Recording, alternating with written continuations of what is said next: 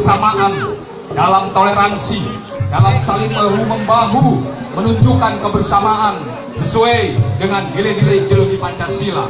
Kita lihat ada burung Garuda dengan Bhinneka Tunggal Ika-nya.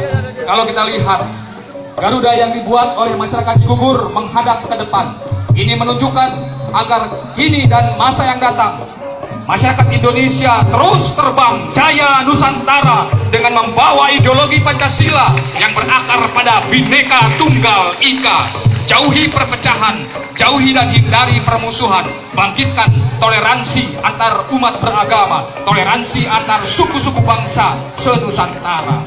Ada Maung Siliwangi, Maung Manusa Unggul, Siliwangi, Silih Wawangi.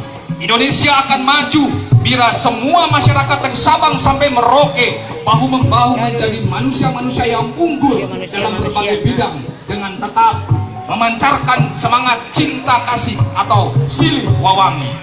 Naga, nagara. Dalam masyarakat sudah dikenal Tritangtu di Nagara, Tritangtu di Naraga, Tritangtu